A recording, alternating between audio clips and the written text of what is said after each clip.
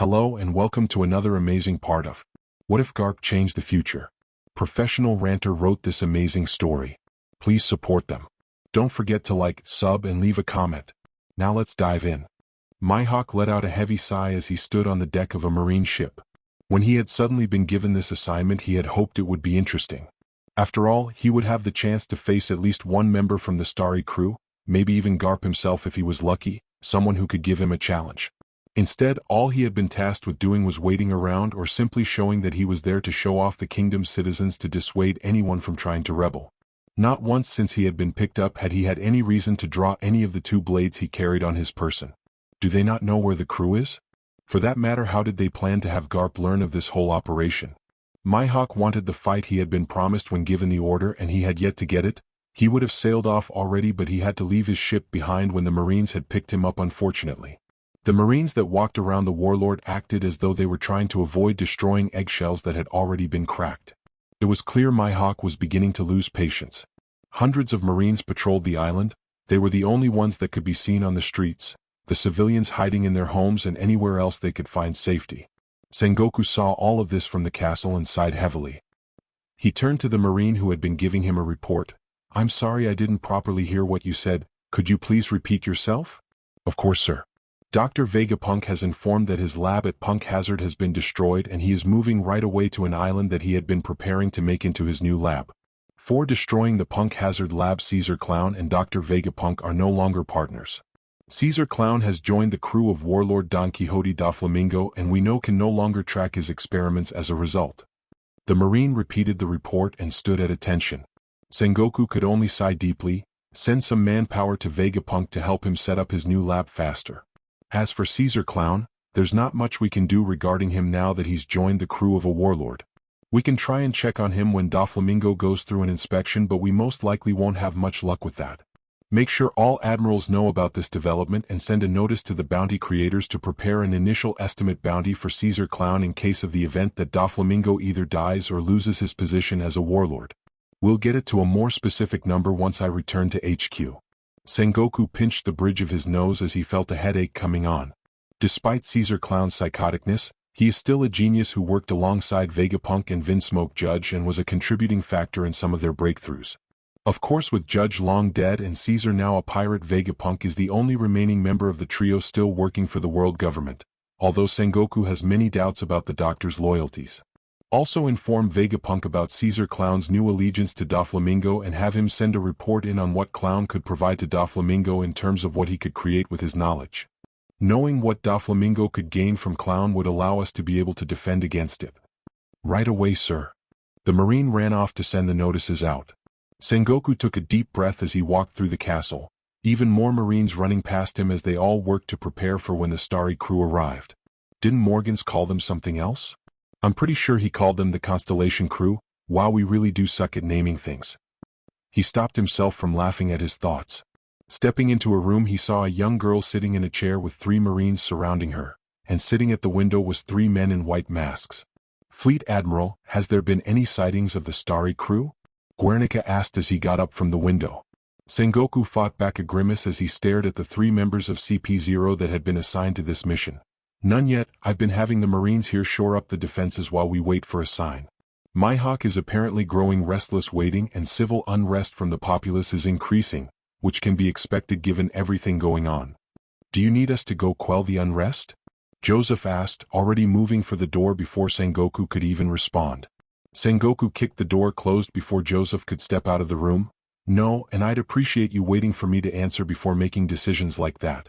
Garp and the rest of his crew are already going to be royally pissed off, pun not intended, and doing anything else will only further aggravate them and make our job more difficult."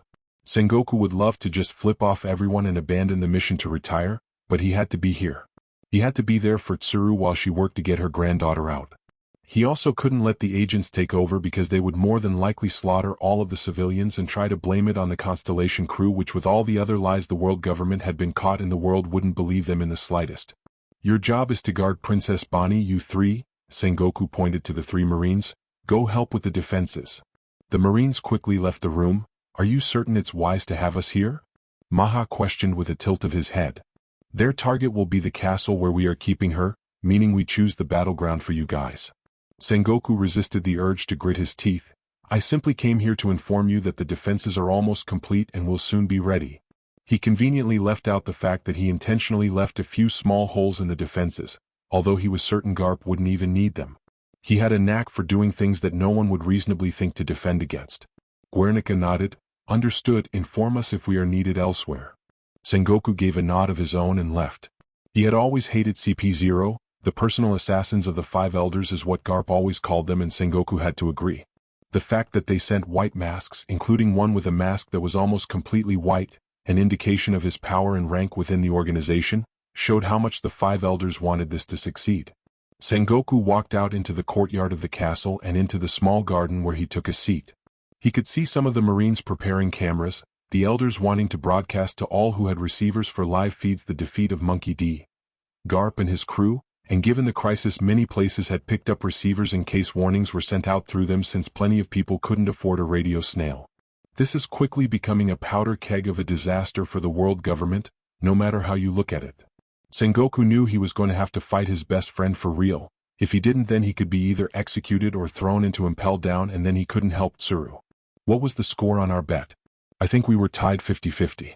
Fuck, it's been so long since we last sparred. What did we even bet for? Sengoku stared at the huge stone before him as all he could think about was his best friend. Wano. Yamato hid in his little alcove away from prying eyes as he pulled out Kazuki Oden's journal. Finally, I can learn about Monkey D. Garp. I hope he will help free Wano. He had been busy working against Kaido and Orochi's plans that he hadn't had a chance to look through Kazuki Oden's journal for anything about the captain of the Granting Wish, but finally he had some free time to actually read it. Opening it to the page he remembered was when Oden first mentioned Garp. She began to read. Fuck Monkey D, JRP. Yamato reeled back at the sentence she could practically hear. He snuck up behind me and kicked me in the dick. What is wrong with him? Then he just goes and starts fist-fighting Roger like it's normal to just kick someone in the crotch. Yamato had to stop herself from laughing out loud. The mental image of Kazuki Oden being kicked in the dick just for the person who did to go fight someone else was really funny to him. I will admit, though, he fought against the captain incredibly well. It reminds me of when Whitebeard fought against Roger, but something felt off, like one of them was holding back in some way. Yamato raised his eyebrow. From what she remembered about Roger from Oden's journal and what his father said, Roger wasn't one to hold back against an opponent. Then I observed Garp use Ryuo. Yamato stared at that single sentence for a moment. When she had first read the journal, he hadn't paid too much attention to the things about other people and focused only on Oden, but he didn't remember his father mentioning anything about Garp using Ryuo when he had talked about the man. But Kazuki Oden would easily be able to identify Ryuo. I couldn't believe it when I saw, but he used it several times while facing off against Roger, creating shockwaves and explosions with the sheer force of his will, and Roger kept increasing his power output to counter him. For a moment I didn't see two men fighting but two forces of nature colliding, just like when I saw Roger and Whitebeard fight. A battle of two equals, what I wouldn't give to see Roger, Whitebeard, and Garp fight against each other. Yamato didn't know how to feel. He had considered reaching out to Whitebeard for help freeing Wano, but he would have had to go through Big Mom's territory to get to him, and he didn't even know where Whitebeard's main ship was. They soon came to a draw with the both of them on the ground panting like they just went through a war, and soon after they were drinking together and laughing like they were good friends. I talked to Rayleigh about Garp's mastery of his Conqueror's Haki, and he gave me a weird look. Then he told me that Garp doesn't possess Conqueror's Haki, his armament Haki is just weird. Yamato blinked owlishly at what Silver's Rayleigh had said. While it was possible to use Ryuo without Conqueror's Haki the way that Oden described it, Garp had to be using Conquerors to enhance his attacks. I knew that couldn't be possible given what I had just seen Garp do with ease, but I didn't get a chance to talk to him before he left. I also didn't get a chance to get payback for him kicking me in the dick. Yamato chuckled and continued on with his reading. It took a couple more pages before he saw another mention of Garp. I got to see Whitebeard again. Both of our crews had a big party and everyone was laughing. I heard a few of them talk about going up against Sengoku and how his strategies almost got them a couple of times. I've never faced against Sengoku, but I have seen the aftermath of his strategies, mighty crews and fleets destroyed. A very similar fate awaits those who face Garp as well, and I've had the luxury to see him finish off battles like that before he comes to us to fight Roger many times. And for some reason, he keeps kicking me in the dick. Why? Why does he keep kicking me in the dick? Yamato grabbed one of the pillows he had stashed in the alcove and roared with laughter into it. I'm lucky I already have children, but I would have liked the chance to have more, you asshole. Yamato couldn't stop himself from shaking with laughter. I asked who they thought would win between Sengoku and Garp.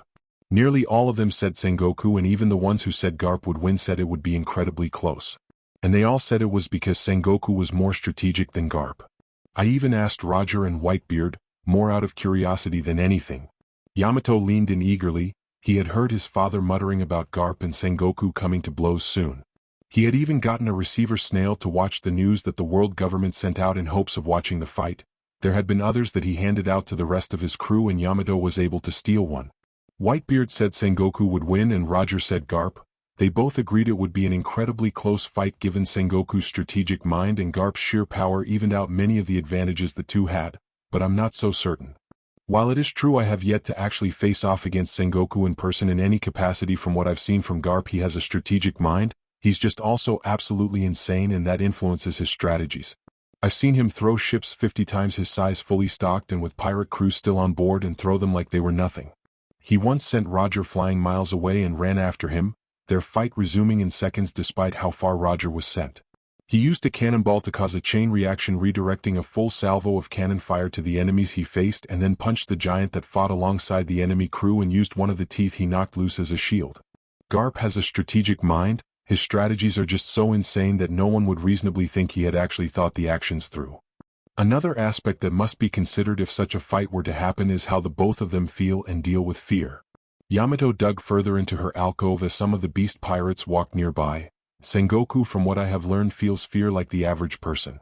He however uses it to know how to best approach a situation, if he needs to retreat and return with greater numbers, or if he needs to change his current strategy from the few examples I've heard. Garp doesn't feel fear. While that may not sound possible, I've personally seen him jump down the throat of a sea king twice on separate occasions without hesitation. He jumped into the raging ocean during a fierce storm when Buggy fell overboard once. We found him with a half-drowned child surrounded by dozens of corpses, from beasts of the island to pirates to even a few sea kings. And he didn't hesitate in saving one of the cabin boys of what many have begun to call the Pirate King.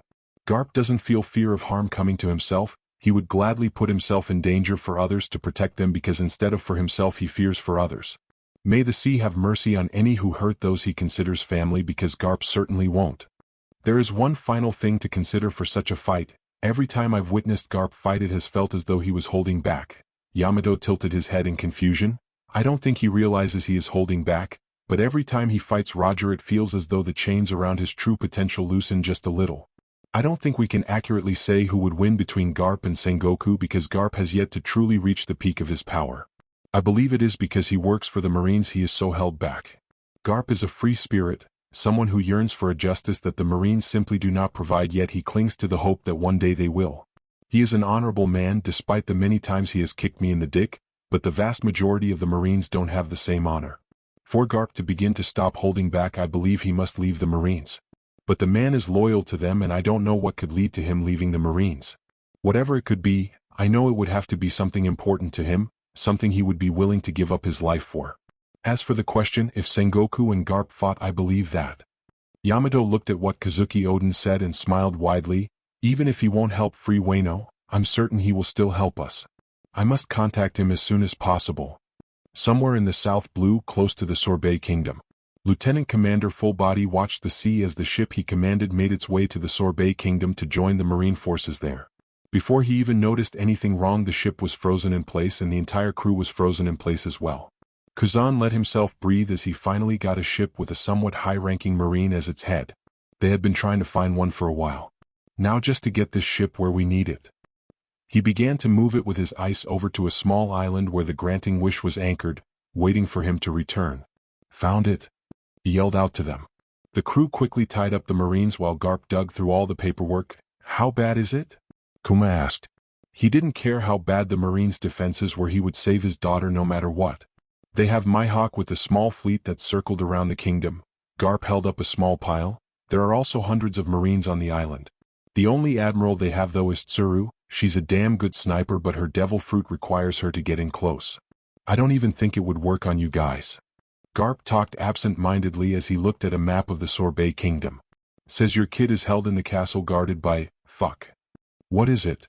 Alvia looked around Garp's side and tried to find what had him curse. CP0, the personal cipher pole of the 5 elders. What's worse is that they are all masked members. Garp knew of CP0 because of his close connection with Sengoku. Of course, after learning of them he looked into them a bit just so he could know what to expect of them. And why is it bad that they have social anxiety? Lami asked. In Cipher Pole 0, if an agent earns a mask that indicates their rank, the whiter the mask the higher their rank in power. It also means there's a chance one of them has a golden snail. Alvia flinched, meaning there's a chance we'd have a buster call on our hands. Fuck? Kuzan put a comforting hand on her shoulder, so we'll need to take them out quickly and search them. Is Sengoku on the island? He is. I'll handle him. Garp knew that this encounter was a long time coming. I'll keep Mihawk busy, Bogard volunteered. I may not be able to beat him but I can keep him off of all of you. Tom and I will stay on the ship. With the upgrades he was able to do to the ship I can handle firing the cannons by myself. Belmere pointed between Tom and her. The orange hooded jacket and mask she had made for herself looked good on her. All right, Orchard, you agree with her, Tom? Belmere hadn't really cared what her code name would be, so she just went with the other thing she was doing on the ship. Tom nodded at Garp. The ship will remain in one piece when you get back. Alvia gripped Kazan's hand as she kept herself from shaking. While she didn't remember much from the buster call thanks to Spandine shooting her, she did remember the very beginning. Yggdrasil, if you don't want to go on the island we won't force you. Kazan told her, remembering to use the code name she had chosen. Alvia had decided to get a mask and hood for herself, joking that she refused to not have a bounty like everyone else. She had chosen a deep forest green for the color because it reminded her of the Tree of Knowledge on O'Hara. She just didn't think that so soon after picking the color she would have to potentially risk experiencing another buster call. You don't have to do this, I can coordinate with Dragon to dash. Garp cut Kuma off. You're part of this crew and that means your problems are our problems. Just like how once we find out who shot Orchard we're gonna go kill them. Garp turned his attention to Lami. Alright Apollo, are you staying on the ship or coming with us? I'd rather know instead of you sneaking aboard. I'm coming with you.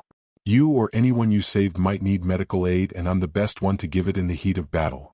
Lami pointed at herself with pride. Garp sighed, he had a feeling that would be her choice. He was just glad she had a hood and mask ready for this, although why she chose white he didn't yet know.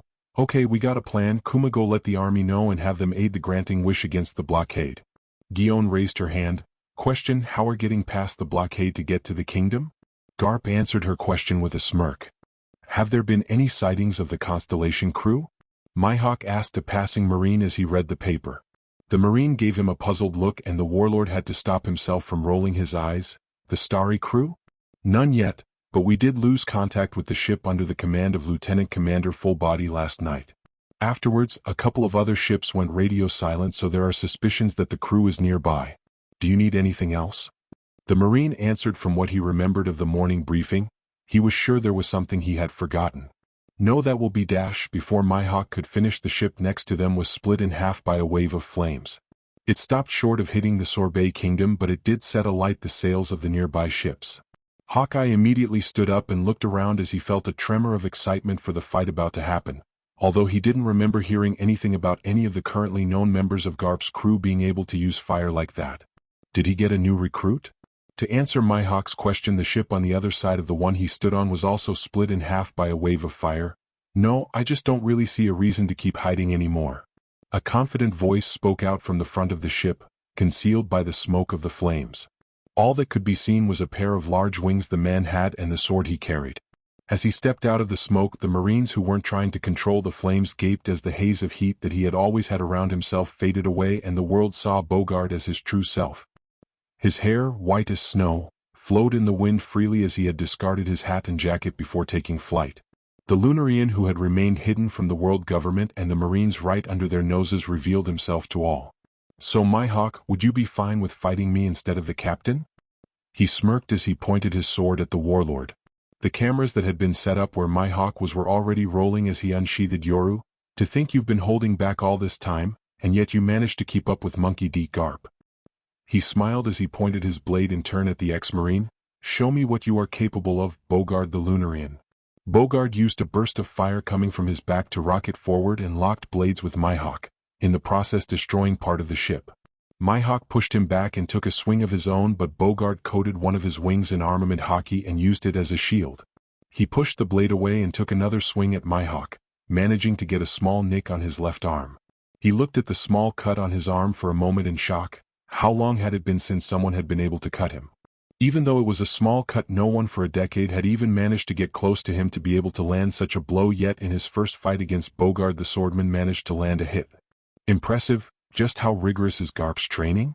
It never stops. Even in the heat of battle he will find a way to teach someone, Bogard answered as he gripped his katana in both hands.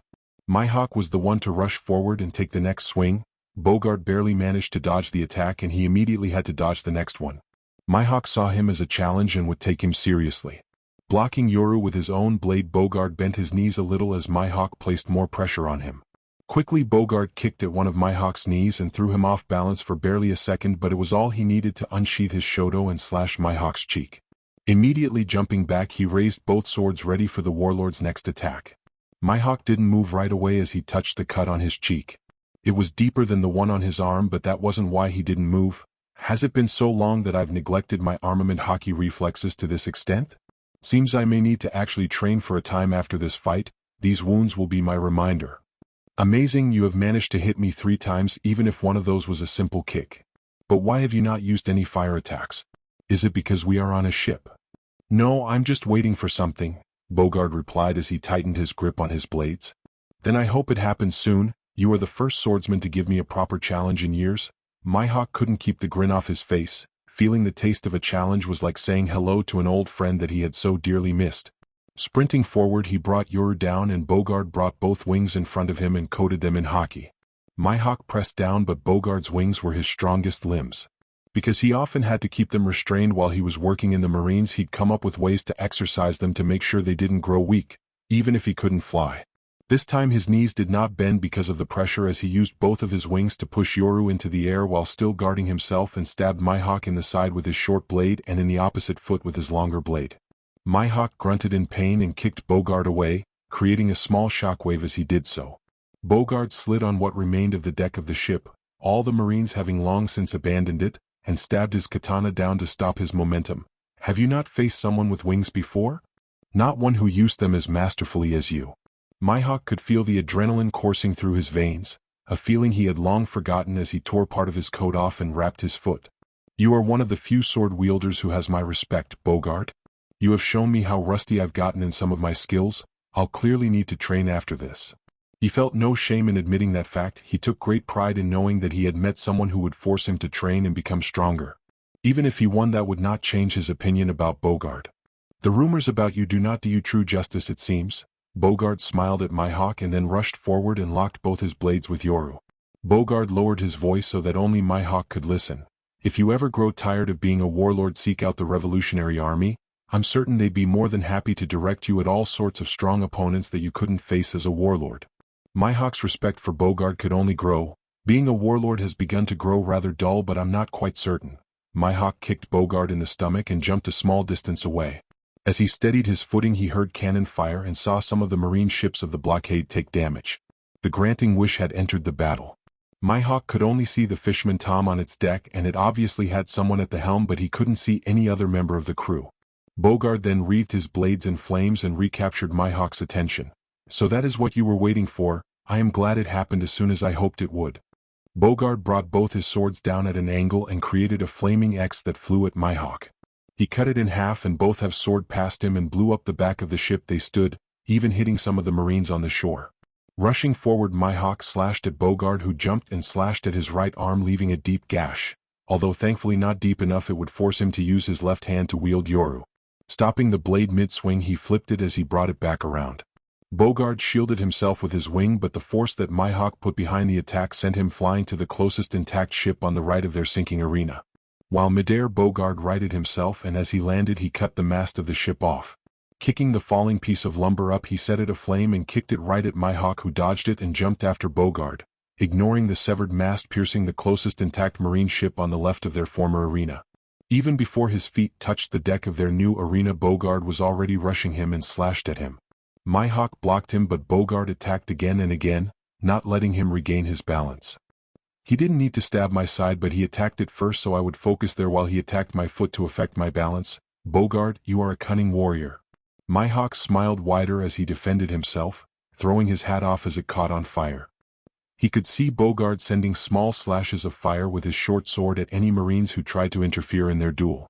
Mihawk in a rare show locked blades with Bogart and then headbutt him. The Lunarian stumbled back and Mihawk could see blood coming out of his nose. Seems I finally managed to make you bleed. Your defenses truly are incredible. To think it would take me this long to draw blood from you and it wasn't even with Yoru. Mihawk's grin almost looked feral. I will have so much training to do after this fight. To face someone whose skills showed that he had ways to improve excited him beyond belief. For so long he had faced no one who could actually challenge him that he had begun to believe he was the pinnacle of swordsmen. But now he saw someone else who stood at the top. Bogart was an expert in defensive swordplay while Mihawk was an expert in offensive. Two different ways of the blade, both of them had mastered them and stood at the top. Mihawk knew at that very moment as he watched Bogart bleed for the first time in this battle, that he had found his first ever equal. Bogart smirked, his teeth bloodied, giving him an equally feral look as his opponent. That's your second successful hit on me in this duel and I'm at how many now? 6, Mihawk answered proudly. Then let's see how many more we can get in on each other. Bogart leaned forward as his wings were completely covered in flames burning away his shirt. With a single flap of the beautiful shields, the ship was set completely ablaze and all Marines abandoned it. But the two swordsmen did not leave, neither of them had any plans to change arenas again. Bogart leaped towards Mihawk and brought his swords down in a brilliant burst of flames that set Mihawk's coat aflame. Mihawk dodged to the side and slashed Bogart's left leg, landing his first blow on his opponent with Yoru and evening the playing field in balance. He tore off his coat and threw it at his opponent. Bogart slashed it in half but Mihawk had followed behind it and brought his blade down. Bogart could only block it with his short sword while Mihawk kept his foot on Bogart's right arm. Bogart used one of his wings to punch Mihawk away, leaving a burn on the warlord's shoulder, and quickly followed it with a slash across his chest. Mihawk had seen it coming and had begun to dodge backwards so the cut was shallow. The real pain came from the flames that immediately cauterized the wound. The heat from the flames that surrounded them made Mihawk sweat and he loved it. In this duel he was experiencing so many things that he hadn't felt in years and it was all thanks to Bogart. I will face him again once our injuries are healed, that is my oath. Jumping backward Mihawk readied himself for his next attack and so did Bogart. They stared at each other for a moment, both smiling widely for all who watched the fight to see. As they heard the wood of the ship crack loudly and the granting wish fire another salvo they both rushed each other at the same time. They both slashed at their opponent as they ended up where their opponent had started and stood still for a moment. Then Mihawk fell to the ground as two cuts opened on his chest creating a cross. Bogart also fell to the ground with a giant slash running across his chest. They had both hit each other with a dual-ending attack, not enough to kill the other but enough to incapacitate their opponent. It seems, Mihawk panted as the flames that decorated their arena died out, that this duel is a tie. Bogart took deep breaths. It had been a long time since he last used the pyrokinetic abilities of the Lunarians. Agreed, it was a damn pleasure fighting you, Mihawk. New World bueno. King could only stare at the broadcast in shock. Another Lunarian was out there, another of his kind. He didn't know how to properly understand that. He had thought he was the last of his kind, and yet here was proof that he wasn't. What do you want to do? Kaido asked as he looked at his second. I don't know, I never thought I would see another Lunarian again, King admitted to his captain. He had long given up hope but it was clear there were other survivors. And Bogart had far more courage to display his race with pride than he who hid it behind a mask. I need to think. King quickly left the room before any of the other beast pirates could see the tears in his eyes. Kaido knew of course but he wouldn't say anything. Why he cried though he couldn't say. East Blue Log Town. Kuina and Zoro gaped at the broadcast. When she had learned just who her savior was she couldn't believe it but it only made her all the more determined to become a great swordswoman. When her father had offered to take some of the students to watch the broadcast of the Sorbet Kingdom in Log Town she and Zoro had been the first to volunteer to go. So that's the swordsman of the guy who saved you? Zoro asked her. When he had heard about Kuina's near chance of death he had yelled at her about almost breaking their promise to each other, only because he couldn't admit how happy he was that she was still alive. Yeah, Kuina numbly answered. Zoro, those two are the ones we need to beat before we can decide which of us is the better swordsman. A fire of excitement lit in her eyes that was mirrored by Zoro. Dibs on Mihawk. Zoro called out, grinning widely at his rival. Then I get Bogart, Kuina declared. The both of them didn't yet realize how many opponents they would have to face to be able to beat their chosen opponent but they wouldn't care. South Blue Sorbet Kingdom. So where is the rest of your crew? I only see the fishermen on deck and your ship doesn't look like it's trying to dock. Mihawk asked as he sat on the wreckage of the ship, Bogart sitting across from him. Bogart grinned. Oh, they couldn't come in until I had either moved you far away enough or taken you out. He pointed up and Mihawk looked up only for his eyes to widen in shock as a marine ship flew above them, the rest of the Constellation crew on board. The captain has always been pretty good at throwing ships. On the flying ship, Guion held onto the mast for dear life, much like the rest of the crew except for Garp who stood at the front. Garp, you maniac! Guion yelled at her captain. When he had told the crew members who had decided to go into the Sorbet Kingdom to get on the marine ship, they thought they would just sneak in on it. Instead, they watched as Bogart dueled Mihawk to a draw and then Garp threw the ship at the kingdom without any warnings. Garp shrugged. It would have taken too long to destroy the blockade. What do you want me to do? Not throw the fucking ship.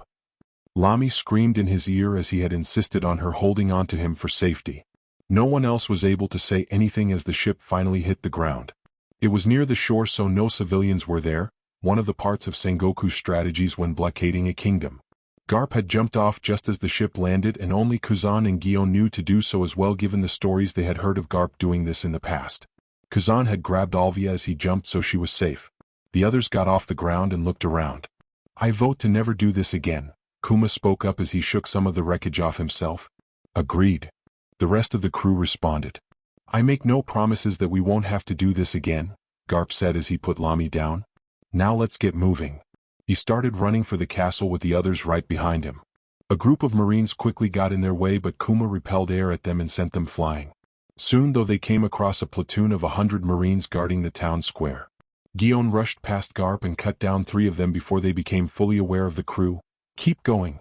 This is easy for me. Guion rushed into the heart of the platoon and cut down more of the Marines as others rushed into the square. Well, looks like she's gonna need some help. Before Garp could grab her, Lamy rushed into the throng of Marines, stabbing all she passed with her syringes. She got to Guion and stabbed her with a syringe. Steel skin should last for a couple of minutes but you won't need to play defense. Thanks, Apollo, but you should get back to the captain. Guion quickly took advantage and took out several Marines while their attacks bounced off her skin. She could see Garp sigh out of frustration before leading the rest to the castle. Seems you'll be taking orders from me for now. Stay close and don't run off. Guion grabbed a Marine who tried to grab Lamy by the neck and threw him away, and make them regret holding this kingdom hostage. Lamy grinned ferally although no one could see it thanks to her mask. Oh, I will, you don't fuck with the medic. 2 syringes appeared in her hands as Guion stood behind her, both of them ready to handle any Marines coming their way. I told her to stay close to me before throwing the ship, but does she listen? No, this is raising dragon all over again, Garp grumbled to himself as they ran for the castle. Any idea where they might be holding her? He asked Kuma. Most likely within the middle tower. It has the best view of the harbor and is relatively isolated with only one entrance to it. Its height would also make escape difficult as well. Kuma pointed at the highest point of the castle. All right then, Kazan and I will go there. His devil fruit will give us a way to escape through the window. Alvia grabbed Kazan's sleeve and pulled him closer to her. What do you plan to do? I will secure the main entrance. Kuma wanted to rush into his daughter but he trusted his crew to save her, so he decided to secure their entrance and exit. Be careful. Before anyone could say anything else, Garp was shot in the head. Thankfully he activated his armament hockey before the bullet hit so he wasn't hurt, but it still surprised everyone. That would be Tsuru. Seems she dusted off her old rifle for this. Garp looked at the tower where the shot had come from. Sengoku's waiting for me behind the castle. What's back there? A wide open space. We often used it for various festivities. The most that's there are a few small gardens. Kuma told him as the others looked around for any other snipers. Then that's where I need to go. If I ignore him then he'll come into the castle and that'll cause problems for us. Garp sighed. All of you be safe and no matter what don't come for me. None of you can beat him. Garp quickly separated from the group, leaving the rest to continue their way to the castle. Kuma rushed ahead of them and hit the closed gate, obliterating it. He stared down the various Marines that stood in front of him. His size intimidated all of them and with a wave of his hand, those closest to him disappeared, further scaring the Marines. Yggdrasil, Kazan, ignore them and continue to the main tower. He hit the air several times and repelled it all at the Marines, sending droves of them flying and clearing the way for his 2 companions to run into the castle. You will regret subjugating my people and holding my daughter hostage. He glared at them all as they readied themselves for a battle they knew they would not win. Alvia hit a Marine over the head with one of her eskrima sticks while Kazan froze several to the floors and walls. So how hard do you think this is going to be with the CP0 agents? They could faintly hear Kuma's battle through the stone walls. I'm gonna guess really fucking difficult. There's not a whole lot known about them, and with the way Garp described them, this has to be some of their best. Nothing like the other cipher poles. Kazan punched a Marine and kicked another one in the crotch before hitting them with an ice hammer. Alvia threw her Eskrima sticks at 2 incoming Marines and then grabbed another and slammed them into a wall, knocking them out cold. So you've never heard of them? She quickly picked her weapons back up as she hit an incoming Marine in the knee before hitting the back of their head. Kazan shrugged as he dodged a Marine and quickly roundhouse kicked them. Somewhat, although unlike with CP9, I genuinely thought they were a myth. Most of the stuff I've heard them do happened in New World. Admirals weren't exactly sent there unless they were given a special assignment, given how most of it is territory to one of the emperors. He formed brass knuckles on his hands and knocked 2 Marines out. Anything else was rumors with nothing to actually back them up. Alvia hit a Marine in the stomach and then the head. That's the last of them, let's go. The 2 of them bolted for the stairs and made their way up. They didn't encounter any more Marines, but it only heightened their worry for what they were about to find. Is the room empty? That was the question that popped into Alvia's mind. Just how skilled are these agents that they didn't need any guards for the tower? That was the question that Kazan thought. Soon they got their answer. Slamming the door to the room open, they were met with a man in a pure white mask holding a little girl with pink hair in one arm while holding the window open. I leave these 2 to you, meet up with me once you're done. With nothing else to say, he jumped out the window. They could hear him grab onto the outside of the tower, the bricks breaking apart as he slid down it and to the roof of the castle below. I'll handle Kazan Maha, the tall one said. The little one, and the only one of the 3 with any color on their mask, nodded. Then the one from O'Hara is mine. Let's not keep Guernica waiting, Joseph. They could see a bird with a camera attached fly up and hover outside the window. Alvia was gripping her Eskrima sticks so hard she was certain her knuckles had gone white, but she didn't bother to check. She tried to control her breathing, but it was hard. When Guernica had jumped out the window, his jacket had flown up slightly and she saw the gleam of a golden snail. He has one. Does that mean these 2 do as well? You saw it right? She whispered to Kazan as he got ready for his fight. Yeah, and I'm willing to bet they gave ones to these 2 as well. Just like Alvia, he had seen the golden snail. I won't let them use it. Maha suddenly rushed forward and kneed Alvia in the stomach. Before Kazan could react, Joseph slammed him into the wall and punched him in the face, all while keeping his limbs covered in armament hockey. Maha grabbed Alvia and slammed her into the wall before picking her up and slamming her into the floor, creating a small crater in the wood. Joseph threw Kazan through the doorway and he tumbled down the stairs all the way to the bottom. The agent followed after him at a leisurely pace, leaving Maha alone with Alvia. You think you just get to come back? After what you've done? Maha kicked Alvia as he spoke. You're the reason O'Hara was destroyed. You think doing this will make things better? Alvia tried to kick at his knee, but he easily caught her leg and threw her across the room. She crashed into one of the bookshelves and collapsed to the ground, losing hold of one of her Eskrima sticks that rolled across the floor. I followed the code of O'Hara, she grunted out as she got to her feet, books falling off of her as she did so. She could faintly see another bird with a camera flying through the doorway and down the stairs through her blurry vision. We set out to learn and teach history so that the world would not repeat the same mistakes as our ancestors. Your elders are the ones so hell-bent on keeping the Void Century and everything that happened before it a secret. What are they so scared of? Maha ran at Alvia and threw a punch at her, but she managed to dodge only to get hit from the side and slammed into the wall. Maha slammed against her and put his arm against her throat. You think whatever you want, history and justice is written by the victors, not the dead. O'Hara was an island of sniveling cowards who hid behind a ridiculous code that did nothing for them. Soon the world will be made right and the only survivor of O'Hara will be your bitch of a daughter. And once we find her, we'll kill her too. Alvia's eyes widened in anger and she threw a wild punch at Maha's face. His observation hockey didn't sense it coming and he staggered back. Don't you dare touch her. Alvia screamed out as she ran at Maha, who was still dizzy from the hit. Okay, I got a little cocky, just focus on the observation hockey and dash. But even as Maha focused on his hockey, he still couldn't sense Alvia as she tackled him to the ground and hit him with her remaining weapon. Why can't I sense her? Where he knew Alvia was, all he could sense with his hockey was nothing, as though she didn't exist. Alvia kept hitting him with her weapon, rattling his brain as his head kept knocking itself against the floor and jumping up slightly only to be hit by the metal stick over and over. His mask cracked as one of his eyes swelled up, and the ringing he had begun to hear from the first hit after being tackled got louder and louder. Even as the agent's mask fell away in pieces, Alvia didn't stop. her mind focusing on what he said about her daughter. She hadn't been a perfect mother. She was usually away on expeditions and missed nearly all of her child's birthdays. She tried to write letters to Robin, but she had forgotten to do so plenty of times. Robin hadn't even been planned. She had resulted from a one-night stand Alvia had with a guy and his wife after the three of them had drank each other stupid.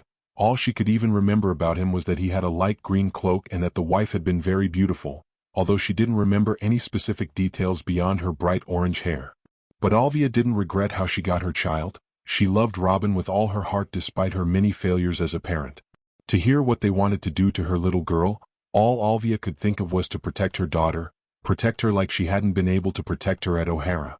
So, she kept hitting Maha in the head with her weapon, even after he stopped trying to get her away from him, even after he stopped groaning in pain, even after his body stopped twitching with each hit.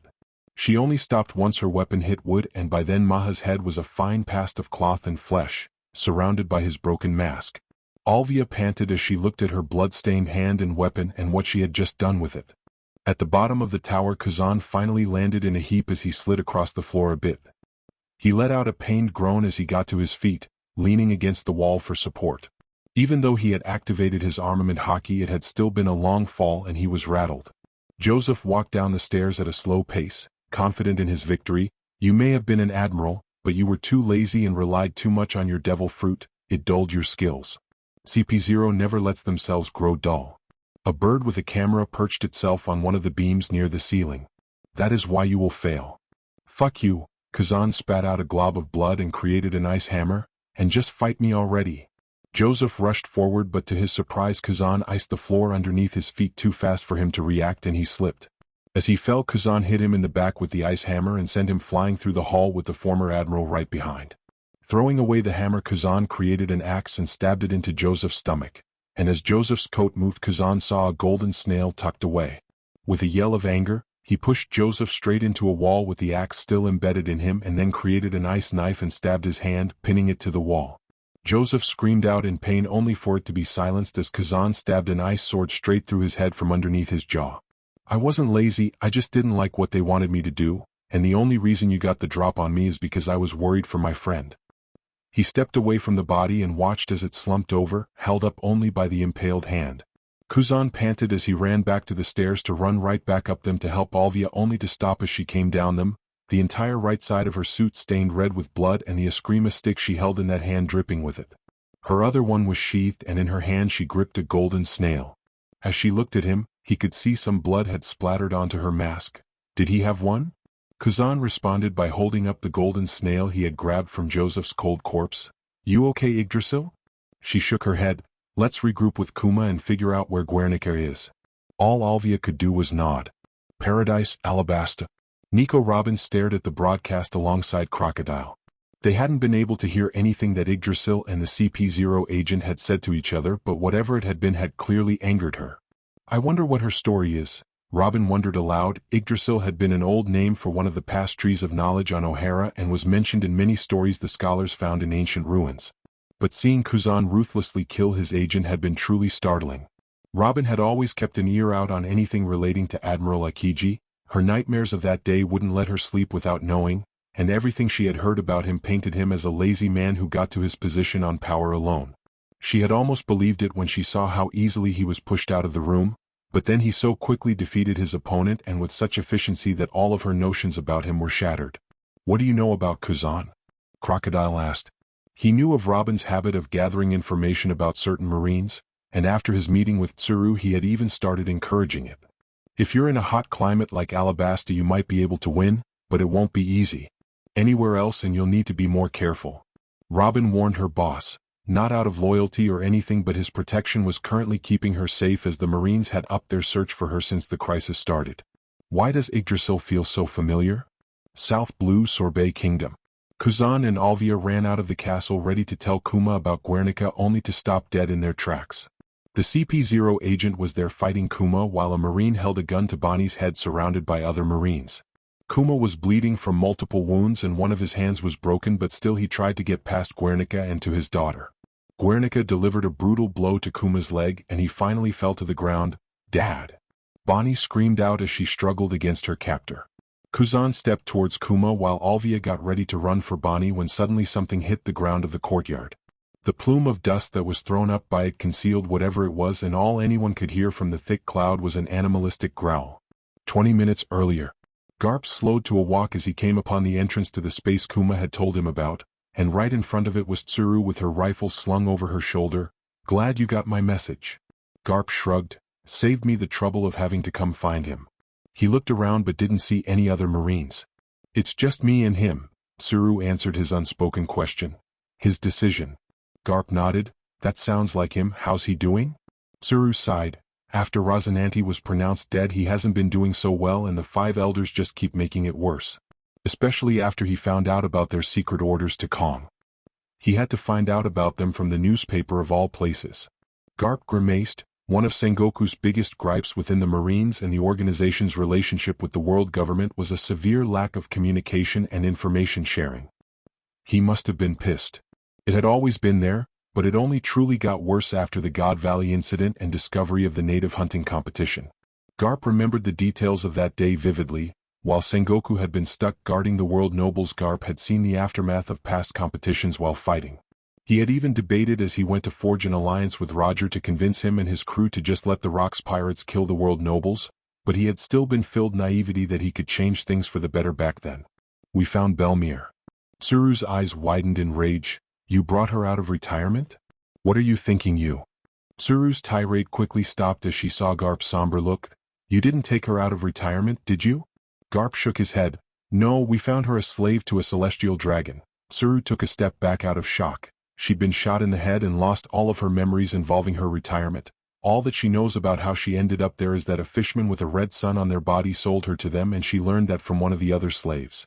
I gave her a choice of us finding her someplace, but she didn't want to leave.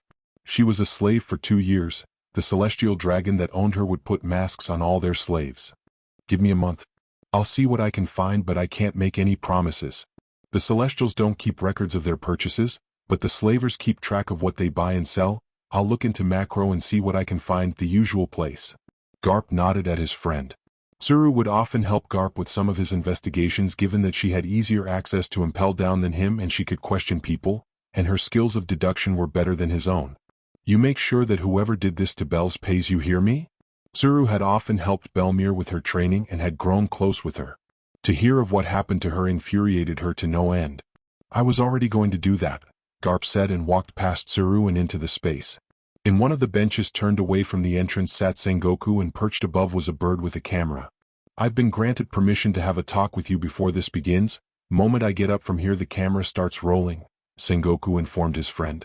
Garp didn't say anything. "Does this have anything to do with Sword?" "No." "Are you working with one of the cipher poles in secret?" "No." "Are you working with a noble?" "No." "Are you working with one of the emperors?" "No." "Did Dragon convince you to leave?" "No." "Are you being blackmailed?" "No." "Are you being controlled by a devil fruit?" "No." "Does this involve how Yumi died?" "No." Sengoku grit his teeth in anger. "Then what the hell is going on? You left in the middle of the night out of nowhere talking about wanting to go look at the stars, and you vanish for months. Then when you do show up you kill a celestial dragon and a noble. And I've been stuck trying to fix the workload of the entire Marines because you're no longer there. And nothing that would make any fucking sense is the reason why you're doing all of this. So why the fuck did you leave?" Sengoku's shoulders were shaking as he forced himself to remain seated. "You wouldn't believe me if I told you?" Garp looked at the ground, unwilling to even look at his friend. "Does it have something to do with that book that you're always seen carrying around?" Garp's hand immediately moved to the book that rested at his side. "Yes." "Why didn't you grab us?" Sengoku asked the question that had been on his mind ever since Garp's new mission became evident to the world. If Garp had truly given up on the Marines, then he and Tsuru would have left no questions asked. They would have grabbed the people they couldn't leave behind and sneak out. But he hadn't done that. "It wasn't my intention to become so public with this. I had planned to do this as quietly as I could." Sengoku snorted. "You doing anything quietly makes no sense. Besides, even if you had somehow managed to do things quietly, we still would have had to pick up your massive workload. I couldn't do what I had to as a Marine, but I still held on to some sort of hope that they could still be made into something better than this." "It didn't last long," Garp admitted. "If you can't explain why you left, fine, and I get still holding on to that hope." Mine was killed once I had to bring Kong out of retirement. Sengoku let out a heavy sigh. The fight has to be real.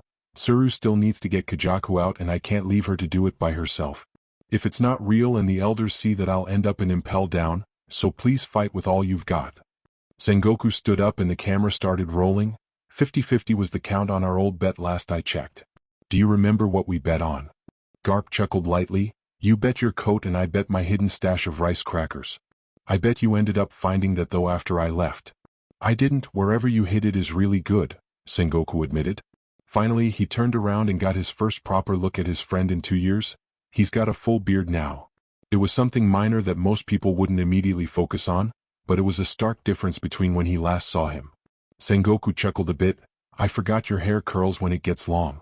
When was the last time you cut it? Garp chuckled alongside his friend. 2 years now, I guess, probably longer. Haven't really been focusing on my looks with everything I've been working on.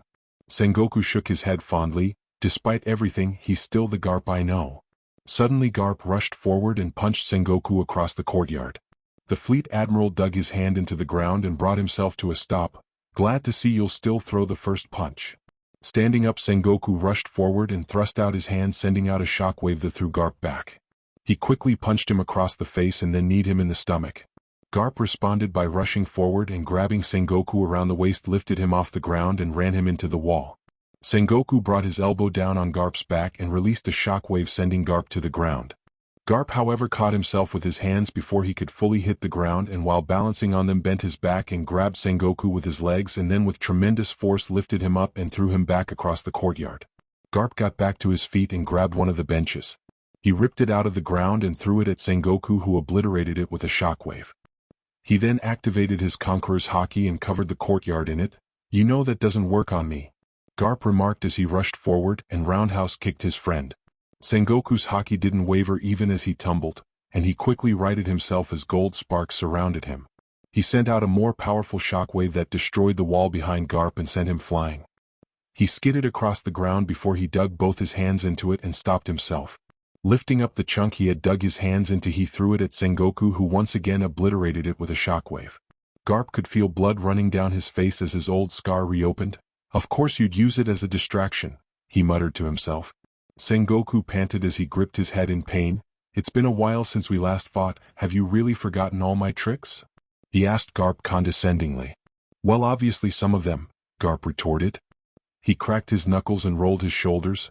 Just give me a minute and it'll all come back to me. Garp primed his legs as though he were about to run at Sengoku, and he got ready to run right at his friend as well. Instead, Garp leaped forward and grabbed Sengoku by his coat, and pulling his head back, Garp headbutted Sengoku, breaking his glasses and his nose. Then Garp headbutted him again and then a third time. He hit Sengoku's ears, rupturing his hearing, and then he wrapped his arms around Sengoku's chest and then suplexed him into the ground, creating a small crater. Quickly moving his arms, he wrapped them around each of Sengoku's legs and lifted him up and slammed his back into the ground. He coughed up blood as Garp grabbed one of his legs with both of his hands and then just lifted and slammed him into the ground over and over, deepening the two craters he made until finally he slammed Sengoku into the ground one final time and let go. He stepped back as he panted, hoping Sengoku would stay down, but he knew that wouldn't happen. Sengoku laid there for a moment as he caught his breath. He had managed to lessen some of the damage with armament Haki, but the world was still spinning somewhat as he got to his feet. I did not miss those moves. He was staggered and light on his feet as he tried to regain his sense of balance, but Garp didn't give him the chance and kneed him in the stomach. The pain helped him refocus as he sent out one of his more powerful shockwaves, sending Garp flying back. He righted himself in the air as he neared the wall and lined himself up with it. As he landed on it, he bent his knees, and in the mere moments it took him to do this, he pushed off the wall, destroying it behind him and rocketing right for Sengoku. He tried to dodge to the side, but Garp reached out his hand and grabbed him by his face. Sliding across the ground, Garp pushed Sengoku into the ground and left a deep groove in the ground behind him from his legs and his friend being pushed into the ground while still moving. As he came to a stop, he spun around and threw Sengoku away. He skipped a few times across the ground like a stone across water before he came to a stop. Getting to one knee, Sengoku spat out a glob of blood and then held a finger to his nose and forced out the blood that had been building up since his nose had been broken. Has he gotten stronger since he left? He asked himself as he got back on his feet, ready to continue the fight. He's using moves he hasn't used in decades, and the way he feels when I sense him with observation. Whatever caused him to leave the Marines clearly did more than just that. Out of the corner of his eye he could see the camera was still rolling despite the destruction around them. Are you happy, elders? You're getting the fight you wanted. With a deep breath Sengoku began to bring his hands up, but in the blink of an eye Garp was already in front of him and punched him in the face, sending him staggering back. Fine then. Sengoku transformed into his golden Buddha form and slapped Garp away with a shockwave, sending him clear over the castle. Garp flew over the castle and into the front courtyard. He shifted in the air and landed on his legs, creating a crater around him and a cloud of dust. He pushed out his observation haki and could sense Kuzan and Kuma alongside several Marines, and two people he couldn't quite place, but he could tell one of them was a child, and given the state he could sense Kuma was in, he could piece together who the other one was. He growled at what had been done to his crew member and jumped out of the smoke, and just as he had suspected, right at the CP0 agent. Guernica had been trying to figure out who to attack first the moment he noticed Kuzan enter the courtyard, and then Garp landed there as well. Garp just moved too fast for him to make a decision and grabbed his head, "Give the Reaper my regards," and crushed the agent's head in his hand. Kuzan immediately sent out a sheet of ice and grew spikes, impaling all of the Marines and freeing Bonnie, who ran right for her father. Kuma hugged his daughter close to him as she cried, "It's okay, my jewel, we'll get you to safety." That just got a whole lot more difficult. Alvia spoke up from where she was inspecting the Marines.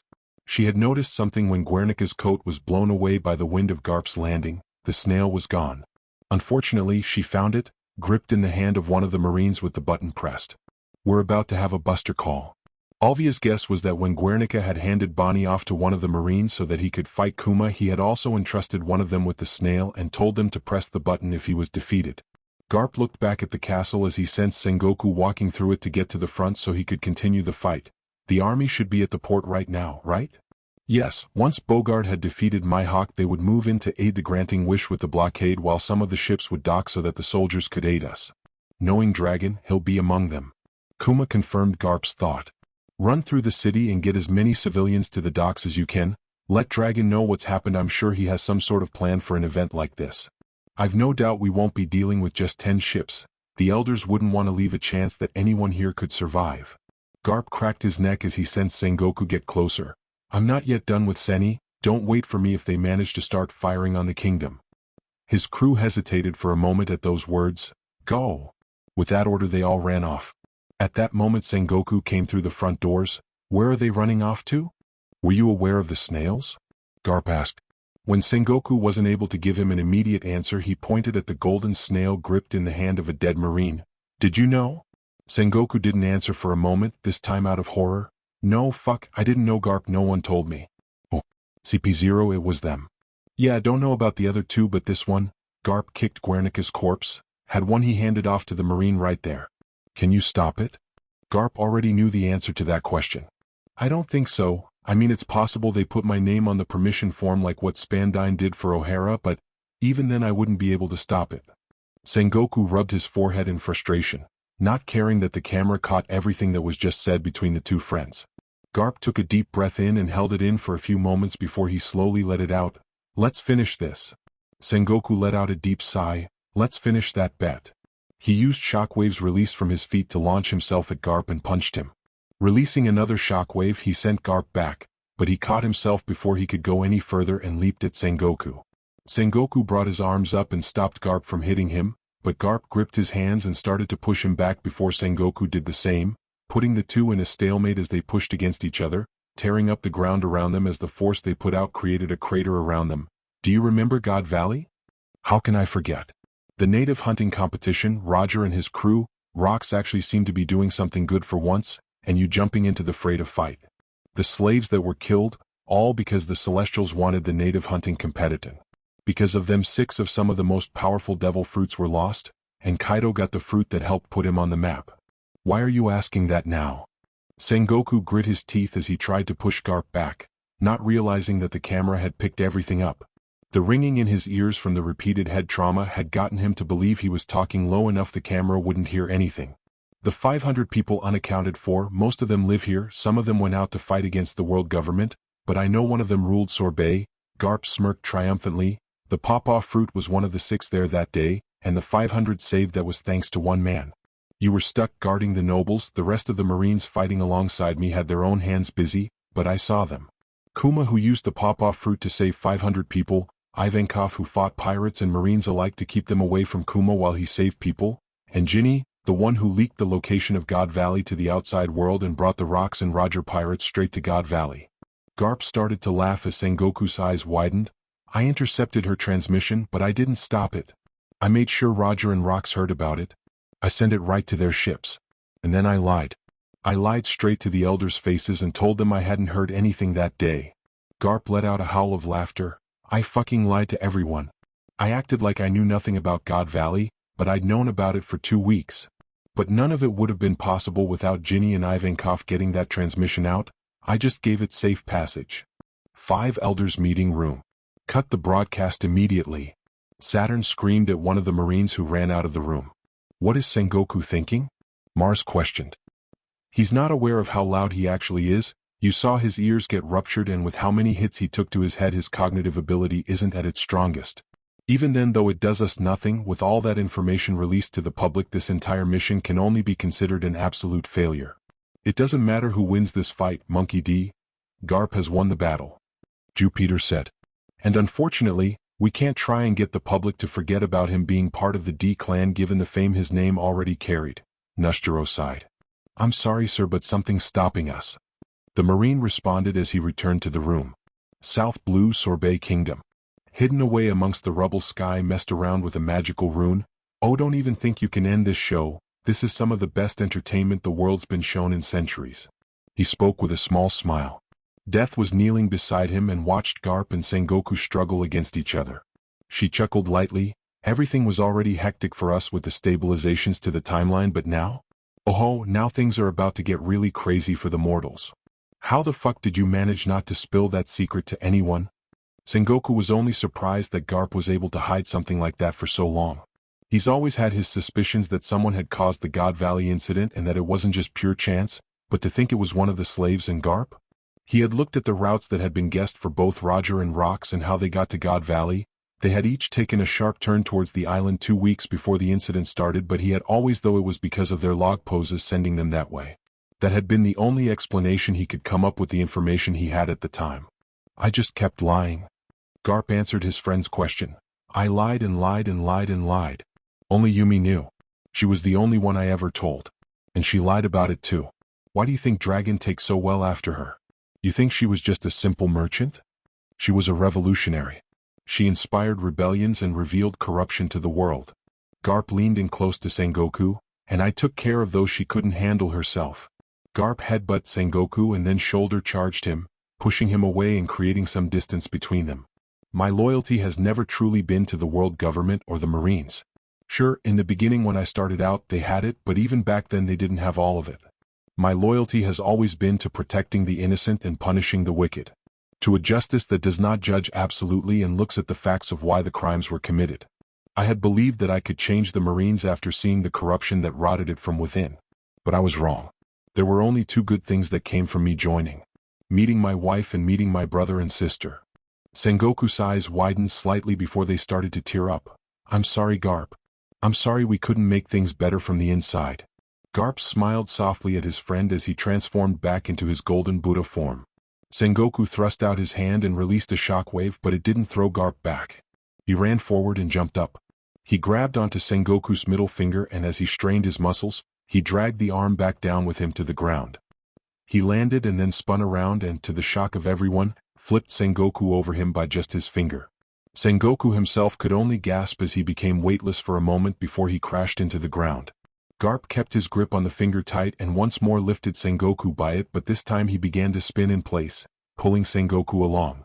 He was slammed through the castle and the walls that surrounded it, but Garp kept spinning around and around until he let go and Sengoku went flying into the castle, bringing it crumbling to the ground. Sorry, Kuma. Sengoku got back to his feet, still in his golden Buddha form as he rubbed his head.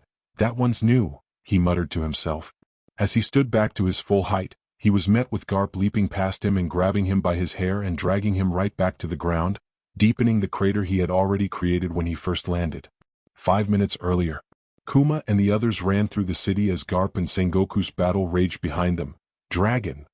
He saw his friend punch a Marine in the face as multiple soldiers of the Revolutionary Army entered into combat with the Marines. A buster call has been called in. We need to get everyone off this island. Dragon cursed under his breath. Lindbergh, give the orders to get all civilians on the ships at the harbor. He gave the order to a cat mink, swap out any full ships with ones that can take people and keep doing that until everyone is off this island. Lindbergh gave a salute and ran off. Are there any other snails? Alvia shakily held them up. Are you okay? I have several broken ribs, a possible concussion, I'm pretty sure one of the bones in my left foot is broken, and the adrenaline is beginning to wear off into shock. She admitted as she swayed on her feet. I would feel a lot better if someone else could hold these, please. She began to hand them over to Dragon, but then a marine they had thought dead given the pool of blood around him leaped forward. No, don't. Kuzan screamed out as he began to freeze the man, but he stretched his torso out with a tendril of blood and then his arms and quickly pressed the two buttons down before he was completely frozen. Fuck. Kuzan cursed out. The marine had possessed the blood fruit and had been playing dead in hopes of striking down one of the commanders of the army. Instead, once he heard about the snails, he changed his target. Alvia stared at the pressed buttons in horror. I didn't dash. It's not your fault. Dragon cut Alvia off. With how chaotic everything is right now, I'd be surprised if anyone sensed him. We still have time though. Our scouts didn't report any ships waiting on standby, so we have at least 15 minutes before the first group of them gets here. Before he could say anything else, the castle came crumbling down. And then as he could barely see Sengoku begin to stand up, he was brought back down. Just what is Dad doing? Back at the castle, Garp was panting on the ground as Sengoku laid amongst the rubble, returned to his normal form. Did you have to make me flip everyone off? Sengoku asked as he got up, shaking the rubble off of him as he did so. Garp chuckled. It's the longest finger, what do you expect? He got back to his feet and began to walk towards his friend. Do you have any regrets for how things happened? Sengoku asked as he walked forward. Garp didn't immediately answer, instead just popping the joints in his fingers. Regrets? Yeah, just one. Sengoku suddenly punched him and with a shockwave sent him flying back. He immediately lined himself up with the only part of the wall left standing and jumped off from it as he landed on it. I regret not doing any of this sooner. Garp rocketed towards Sengoku with his fist cocked back. Sengoku himself began to jump back and use shockwaves to propel himself. As Garp reached out his hand, suddenly a wave of Conqueror's haki covered the castle grounds, and it didn't come from Sengoku. Garp's fist only barely missed Sengoku, but 5 long cuts suddenly appeared on his chest. He let out a gasp of pain only to then get punched in the head and have his legs swept out from under him. As he fell, Garp grabbed his coat and tore it off him, and Sengoku saw something floating just behind his friend. I knew you had conquerors, you idiot. Kazuki Oden had written it down in his journal who he thought would win between Monkey D, Garp and Sengoku the Buddha. If Sengoku and Garp fought, I believe that Garp would win, and it couldn't be considered close at all. His willingness to do the insane in fights cannot be underestimated. He could very well lift Sengoku in his golden Buddha form if he tried. His ability to adapt as fights go on, as evidenced from his many fights with Roger, means that he can find new ways to fight while Sengoku will only grow more tired and injured. But the key part of it all, Sengoku's strategies are meant for guiding groups of people and leading multiple ships. Garp's strategies are how he alone can take down groups of people and multiple ships. Garp's strategies win out in a one-on-one fight as the question asked. And as Oden had predicted, Garp stood over Sengoku holding the jacket of the fleet admiral as the symbol of his victory. Garp took something out of his pocket and put it on Sengoku's head. There's the location of my stash, don't want it going to waste. He gave him one last smile as he began to walk away into the docks. You better get out of here fast with the buster call coming. New World, Wano. Yamato stared at the broadcast in glee. Kazuki Oden was right. I must get him to Wano somehow, I will find a way. Elsewhere, Kaido shared a similar glee as his child. Have I found the one who'll beat me? When he had heard about how Garp had helped orchestrate God Valley, he was shocked, but it only made him more excited. Mastery of haki like that, he's gotten stronger since God Valley. New World, Moby Dick. Whitebeard could only stare at the broadcast in shock. Sure, he'd fought Garp and Sengoku before, but he always thought if the two would fight, Sengoku would win. So to see Garp win was a bizarre feeling for him, especially when he heard everything about God Valley. That place had shaped so many things and had set him on the path away from the Rocks pirates and founding his own crew. Garp, just how much have you changed since leaving the Marines? For someone to be able to beat Sengoku like that, have you been holding back? He wondered aloud. Roger would have loved to see this. He smiled fondly at the broadcast as the rest of his crew exchanged money for the bets they had made for the fight. New World, Whole Cake Island. Big Mom let out a loud laugh as she watched Garp claim his victory. Seems we're going to have to meet soon, Garp. I still need to add a Lunarian to my family. While she did find it funny how Garp had kept a Lunarian hidden under everyone's nose, she was also laughing for a different reason. After God Valley, she had gone on to better establish her territories and fleet, but she had always had to deal with Sengoku pestering her until Whitebeard unintentionally got between them with his own territories. Seeing Sengoku be beaten like that felt extremely cathartic, especially because she had been gaining new members of her fleet because of the crisis that Garp had caused. It has actually been so hectic she's been having to go out on her own to help keep her territories from upstart pirates thinking they could take them from her, and it wasn't because her children were weak or lazy, there were just too many idiots for them to handle. She had lost a lot of weight because of how much work she was doing that she actually looked like she did back when she sailed with the Rocks pirates. I can't exactly complain, I've been able to get plenty of new chefs with all the new members. She chuckled lightly. This crisis has been some of the most fun I've had in a long time. New World, Red Force. Shanks spit out his beer as he saw Garp beat Sengoku. Fuck. Now I owe Buggy 50 belly, come on. When he and Buggy had heard Odin ask Roger and Whitebeard who would in a fight between Sengoku and Garp, he had said Sengoku and Buggy had said Garp. They had kept arguing about it for weeks afterwards until they finally just made a bet on it. Of course, it never did really happen until now. That asshole is gonna hold it over my head, I just know it. He grumbled out, but he couldn't keep a smile off his face. So you helped Captain Roger find me? Seems I owe you and that Ginny one. South Blue Sorbet Kingdom.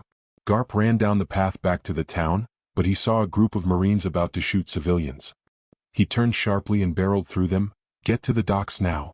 There'll be ships to get you off the island. Get as many people with you as you can, we've gotta outrun a buster call. His words sent them running for the docks and he soon followed after them. He stopped any Marines he came across and helped guide civilians to the docks, but many soldiers of the army were already handling things. He kept running until he came across multiple soldiers protecting civilians from a blockade of Marines guarding the entrance to the docks. They were fighting plenty of soldiers, but there were enough of them to stop the civilians from getting through. Those idiots. Garp tossed the coat at one of the soldiers. I'll want that back later, and ran right at the blockade. He covered his arms in armament hockey and crossed them in front of his head. He rammed straight through the blockade and disrupted their order, not noticing how some of them gained cuts along their body from some unseen blade. Now's our chance. Take them down. Dragon ordered the soldiers who rushed forward and made quick work of the Marines. Dad, we've got a problem. What's happened? One of those idiots managed to press the 2 snails Yggdrasil was carrying. We're about to have 3 modified buster calls bearing down on this kingdom. He pointed in the distance where Garp could faintly see the first wave of ships. A lot of our ships have been relegated to getting these people out before they get here so they can't go stop them, and others were damaged while working to destroy the blockade. We've got a few that can fight against them, but they don't have heavy firepower. I'm worried even with the granting wish some will be able to get in range and open fire. Do you have any idea how to delay them at least? Dragon knew his father would know plenty about the buster call given all of the work he put in to try and discontinue it. Once a buster call has been ordered, the Marines can't stop until the target is destroyed. Even if you manage to sink all the ships that are initially sent, they'll just send more, and it looks like for the buster call for Sorbet they had 30 ships sent for each buster call ordered. Garp looked at the distant ships. They won't stop even if we damage them, those are their orders. The only way to delay a buster call is to destroy all the ships. They'll have to mobilize new ships and that takes time, especially with modified ones. I've got an idea, you focus on getting the people out of here, my crew will handle the rest. You better survive, Dragon told his father before he ran off to guide his forces. Kuma. Garp yelled out to him, catching his attention as he focused on guiding his people onto ships. Can you launch me? Kuma paused as he moved his uninjured hand. I should be able to. Do you want to head back to the granting wish? Garp shook his head. No, I want you to launch me at the incoming ships. I'm going to delay the buster call as long as I can. Kuma held back a sigh. Of course Garp would do something insane like that. I'll get you there, but will that be enough? It'll have to be. Garp got behind Kuma and faced the incoming ships. Do it? Kuma immediately hit him and sent him flying towards the closest Marine ship. Kuzan and Bogard both saw what he was doing and immediately knew what Garp's plan was. Someone take over. I've got to go help my captain. Kuzan yelled out as he rushed to the sea and created a moving sheet of ice and rocketed towards the incoming ships. That's enough. Bogard shook off the medics who had been trying to patch him up. He created flames around his hands and quickly cauterized his wounds. Focus on the other injured, I'll be fine. He unsheathed his swords and took flight, heading straight for the incoming ships. Garp was protected by a bubble Kuma had created as he soared through the air and landed on the closest ship. Before the Marines could get over their shock at him suddenly appearing, he kicked the mast off, then grabbed and threw it at the nearest ship. It pierced through it and the ship beside, sinking both of them. Raising his fist, he brought it down on the ship he stood on, destroying it. He jumped off of it and onto the next ship just in time for it to be pierced by several spears of ice. Kazan skated past it and to the next ship, piercing its hull with spears of ice. "Glad to see you joining the party," he yelled to him as he used one of the ice spokes to jump off of and towards his next target. He reeled his fist back and punched its side, splintering the wood, and he unknowingly created 4 large slashes along the side as he barreled through it, grabbing 2 cannonballs before jumping through the roof. As he was weightless for a moment in the air, he threw the cannonballs and the 2 ships trying to get in range of Sorbet, destroying them. Bogart flew past him and sliced 3 ships in half with a wave of flames. "We couldn't just let you do all the work, Captain." Bogart smiled at Garp as he formed a flaming bird and sent it over 5 incoming ships, setting them all aflame and leaving them stranded with no sails. "How's it feel to let the wings out?" Garp grabbed the mast of the sinking ship he stood on and chucked it at another ship. "Good. How many ships do you think are here?" Bogart created a flaming X to sink another ship while Kuzan did his best to impale as many ships as he could, but there were so many. Normally he'd just freeze the ocean and be done with it, but he couldn't risk stopping the evacuation of Sorbet or stopping the granting wish. "I thought there was 30, but it looks like there are way more. They might have had something set up if all 3 buttons were pushed." As he had observed, there seemed to have been more than 30 ships here. There might have not been a lot of time between when the first button was pushed and the other 2 were as well. "I'll only be able to tell when the other ships arrive." Garp jumped to his next ship as Bogart flew off to his next target. Kuzan pushed his devil fruit to the limit as he impaled ship after ship. A quick look back at Sorbet showed that a few army ships were guarding the fleeing ships, and the granting wish was heading to aid in delaying the buster call. "I won't let them get there. These people will survive," he thought to himself, trying to keep his hopes up, but new ships were coming in, and with the granting wish not having full ammo, they'll be limited in what they could do. "How long do we need?" Belmir steered the granting wish and fired the cannons at its bow, taking down one of the enemy ships. They'd had to get Alvia on board so Lamy could get a proper look at her. Kuma had stayed behind to help with the evacuation. Guillaume was helping Tom with any Marines that crawled their way onto the ship, but more kept appearing and the injuries she took on from her battle were starting to affect her. Damn it all. Belmir turned around and unsheathed her cutlass and cut down a Marine that had managed to get past the defenders. She kicked the one that followed the idiot out of her helm and stabbed them in the gut. "Guillaume, take over. Buttons are labeled, so use what ammo you can."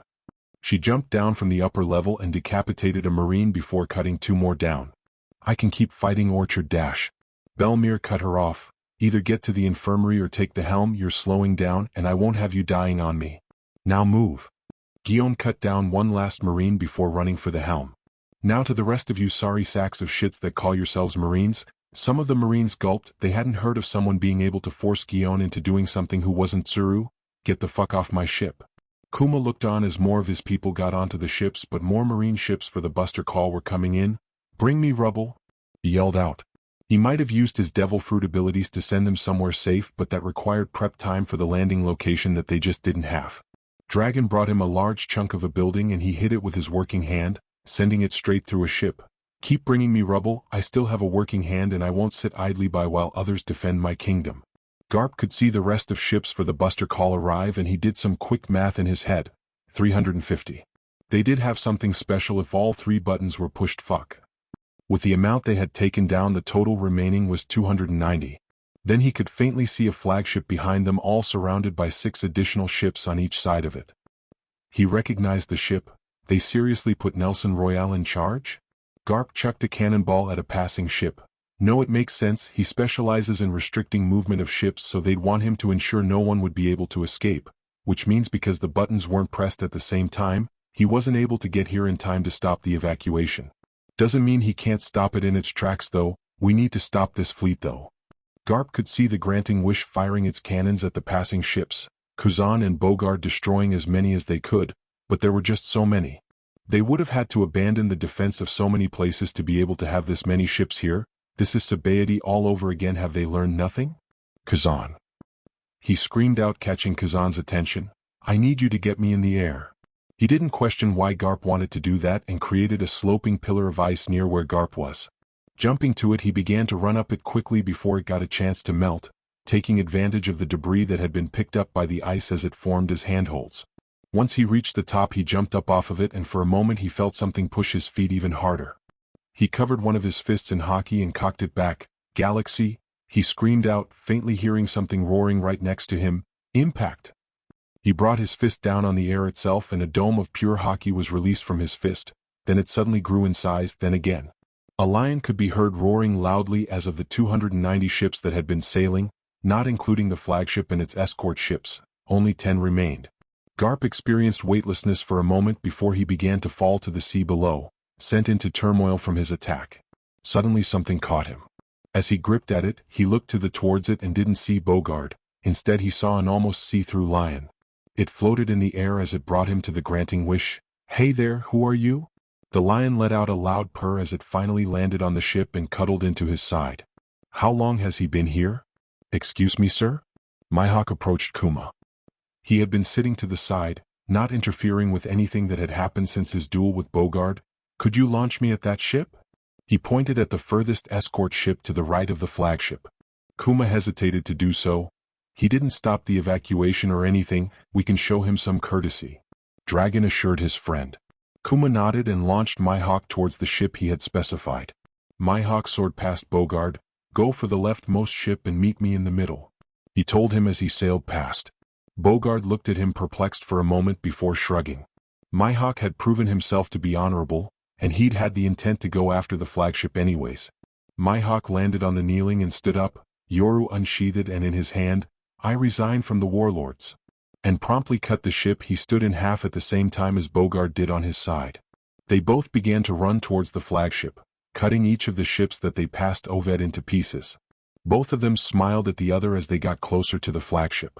On the closest ship to the flagship, Mihawk jumped into the air so he was level with Bogard and raised Yoru just as Bogard raised his blades.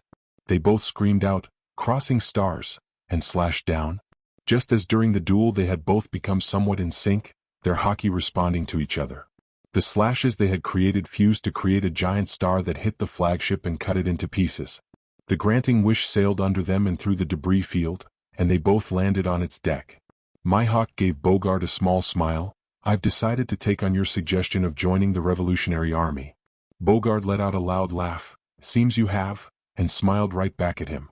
With the massive decrease in ships, Kazan was able to handle 8 of them while the granting wish took out the other 2 on its way to pick up Bogard. He stood on the sheet of ice he had created and looked on as the evacuation finished. "These people will live even when the Marines send in new ships to complete the buster call. The Sorbet Kingdom can't die. Its people are still here." He smiled softly as he turned to the approaching granting wish so he could climb on, not caring for the many camera-carrying birds that had broadcast everything that had just happened. "East Blue, Fusha Village. That was awesome," Luffy screamed out as the broadcast ended. "When the 2 guys cut each other and then that lady and the needle kid took on all those Marines and then the big guy was all slap slap slap and then the stick lady beat up that one dude and the ice guy beat up the other dude and then Gramps beat up the golden guy and then dash. Ace chopped Luffy on the head. Yeah, we all saw it, Luffy, but just like his little brother he couldn't keep the smile off his face. Gramps was pretty badass." "Language Ace," Razanandi said. It had hurt to see Sengoku, his adoptive father, fight like that, but he was happy he was alive. "I'm sorry I can't tell you I'm still alive. I wish I could, but I can't put the kids at risk." He looked at the most recent addition to the group of kids that he had begun to look over, Dory. He got along well with the others, although Luffy's bright personality did seem to freak him out at times.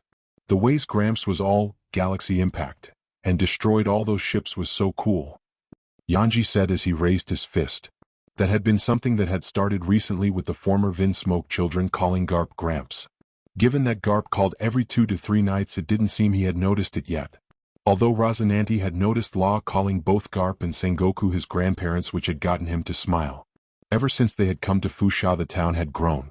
A few Marines who faked their deaths, people just trying to escape the crisis and go somewhere peaceful, and the kids would always help out. Hunting, gathering, cooking, building, defending, they did what was needed of them. Sure, most of them lived with the Dayton and her bandits, but they always made the trek down the mountain, ready to play with their friends and go on some sort of adventure that day, not caring how many heart attacks they gave him in the process. Rayleigh smiled as he watched the kids talk about everything that they had just seen. I first met Garp at God Valley, but he and Roger had just acted like they didn't know each other. I wonder, Shaki elbowed him lightly and smiled at him. I know, once we're back at Sabaody and back in business we can talk about having kids. He smiled right back at his wife and brought her in for a kiss. After staying at Fushao for so long taking care of the kids, it had gotten Shaki hopeful of having a child at some point, and Rayleigh would be lying if he said he didn't want one. He still didn't know what had led to Garp leaving the Marines, but he wasn't going to complain. It had led to him gaining some unofficial nieces and nephews and given him the closure about his captain's child. He'd been given a new adventure and he loved it. A few days had passed since the battle at the Sorbet Kingdom, and the world was still reeling from everything that had happened. The reveals about the God Valley incident, Hawkeye's Mihawk's very loud resignation, Bogart's true heritage revealed as well as him and Mihawk dueling each other to a draw, the death of 3 of the best CP0 agents, Sengoku losing to Garp, and the buster call that say hundreds of Marine ships destroyed and sunk to the bottom of the sea, and hundreds of Marines dead or captured by the Revolutionary Army. In a single battle, the very fine balance the world government had been working to maintain since the beginning of the crisis was cracked beyond repair. Am I in fucking heaven? Big News Morgan screamed out in glee as his many reporters scurried about, still compiling everything they could find about God Valley. First Monkey D. Garp kills a celestial dragon and a noble, then I find out he killed the king of Germa while Kuzan killed the entire army after they killed that prick Spandine, then they destroy the auction house alongside killing several more celestial dragons and then a few more afterwards, then Sorbet. He let out a loud maniacal laugh. This entire crisis has given the greatest news to write about. How's our investigation into Germa? Since his expose on Kong and his secret orders, Morgans had been on a warpath to uncover the truth on even more things that had been kept from the public. Our spies are continuing to send new findings in. Vinsmoke Judge operated at times as an assassin against his political rivals or if someone hired for it, and he and his many soldiers completed multiple bounties. They're still going through the files on those, which has delayed the expose. A vast majority of Judge's fortune came from bounty hunting, the rest from his research, which they are almost done going through. A reporter quickly told before running off to another section of their base. The hideout the Morgans operated out of had grown exponentially since the crisis started, as he needed more hands to be able to handle all the new stories that popped up. Wonderful. Try and see if we can get them some extra help to speed that up. I will make sure everyone knows the truth about Germa. Morgans chuckled as he worked on story about the auction house that was at the center of the Sabaody incident. Try and get in contact with the Revolutionary Army. I need some interviews. He gained a glint in his eyes. If this is heaven, I never want to leave. East Blue, Syrup Village. Yasop watched as Usopp practiced his sniping, his mind still on what his son had revealed to him during the broadcast of Sorbet. To think that Garp was the one who saved Ban China, I'll need to explain to Shanks that I owe him a debt. I don't think I'll ever be able to repay it. He smiled as Usopp got a bullseye. He hadn't asked who had given the books that saved his wife's life when he got back, and it had slipped his mind quickly as he caught up with Usopp. Good job. Make sure to take deep breaths when changing targets. He's picking things up quickly, Ban China said as she leaned against his side. How are you doing? Still in disbelief, the amount of luck for Garp to come here of all places while looking to repaint a ship he had stolen. If it weren't for him, you'd be. Yasop trailed off. I'm sorry I wasn't there. I should have left a denden or paid for the letters or dash. Ban China cut off Yasop with a kiss. But you came running the moment you knew. You made a mistake and you've worked hard to make up for it. I can't ask for anything more. She smiled at him as he blushed slightly. The denden you ordered should be here soon. I can wait a little bit longer.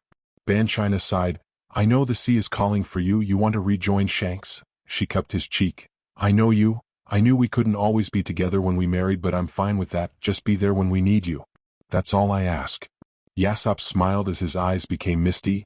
What did I do to deserve someone like you? New World, the Moby Dick. Whitebeard sighed as the ship of some upstart pirates sank behind him. It was becoming a daily occurrence where someone would challenge him thinking they could beat him. Thankfully he did still manage to get some new children out of them at times, so he couldn't really complain. What I wouldn't give for some sake. He kept that thought to himself, though. He knew what Marco would say. Hey Pops, and speaking of the Phoenix, anything acting up after that fight? Whitebeard waved away Marco's concerns. No, and I wouldn't exactly call it a fight. The brat only had that crew cause they feared him. Send them to where you think they'll do best. How are the Marines doing after Sorbet? Thatch can handle it. As for the Marines, since Sorbet, their presence within New World has lessened considerably. Most of the ships used for the Buster Call did come from South Blue, but some were called in from New World, so some of their patrols have holes in them which have been exploited. Near the Red Line they still have a strong presence, but otherwise it'd be a surprise if we saw any UA. Marco shrugged as he grabbed the paper, although we did get an interesting call. What call? Big news. Morgan's reached out to see if he could get an interview with you about the Rocks Pirates and the God Valley incident.